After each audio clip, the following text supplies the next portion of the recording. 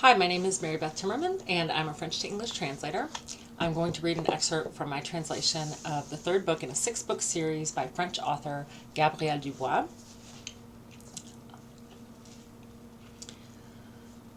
The series is called Elfie, after the main character, who is a young French woman living in Paris in the 1860s.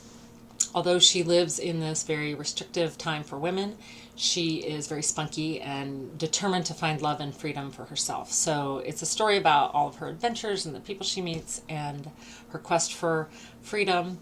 And she ends up traveling to quite a few different countries, including a trip to the Italian countryside with her friend Angus, who calls her his nightingale because she's so good at singing. So in this excerpt that I'm going to read, the year is 1866. And Elfie and Angus are arriving at the Countess Lady Graciosa's castle in Italy. So this is from Elfie, Season 3, Episode 9, by Gabrielle Dubois. To get to Lady Graciosa's castle, they headed west from Florence. Their horse-drawn carriage crossed immense fertile plains. The wheat, tinged with gold from the setting sun, was rippling like a silk skirt in the light breeze, studded with crimson poppies that looked like rubies strewn casually over the field by an insouciant goddess of antiquity. Then the enchanting village of Incantovole could be seen from afar, tucked against the side of a hill, a patch of ochre against the dark green forest. They hugged the shores of a lake whose smooth waters reflected the incomparable blue of the Italian sky, and then climbed up toward the village. A paved private path lined with cypress trees led to the castle. Between each cypress stood a granite column topped with a white marble Renaissance statue of a god or goddess. Rounded women and athletic men, each human body expressing divine perfection. Decorated in earthy pink pebble dash and featuring a central covered gallery, the castle was nestled on the edge of an enchanted forest. The warmth of the sun on the south walls and the cool shadows from the forest to the north were locked in a daily contest where neither could ever claim victory. A cypress tree stood at each corner of the square courtyard that held a formal French garden with rows of glistening emerald green bushes trimmed into geometric shapes. Their sharp angles were softened by the climbing rose bushes in shades of pink and powdered cream, blooming in wild abandon along the walls of the castle and winding all the way up to the balcony of the gallery.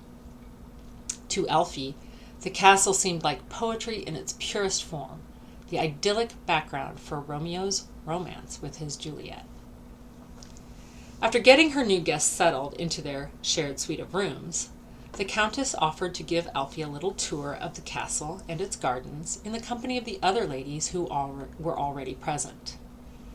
It would be a tour and an afternoon walk all at once, and Graciosa's only physical exercise of the day.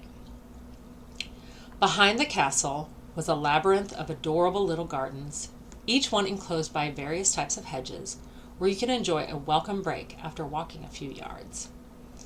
Elfie lost count of the little stone benches tucked into the flowering hedges, and the wrought iron gazebos covered in winding yellow roses that would be perfect for amorous confidences. Further away, a romantic wooden swing was hanging from the sturdy branch of an umbrella pine. The ladies, each holding her parasol, emerged into the clearing to find Graciosa's bronze aviary. Covered by a pergola of gray stones, weathered with time, half invaded by a voracious mauve wisteria, the aviary sheltered dozens of birds from the sun. The sound of all these birds singing overwhelmed her ladyship's little entourage. Birds were Graciosa's passion, and she had them brought to her from the four corners of the world. Back in their rooms, Elfie told Angus about her walk, and especially about the birdcage. "Have you seen the latest bird that Graciosa has brought in from France for its unrivaled singing ability?" asked Angus. "No, she didn't mention that one." "It's you, Nightingale. Now that she's got you trapped, she'll put you in a cage and make you sing whenever it tickles her fancy."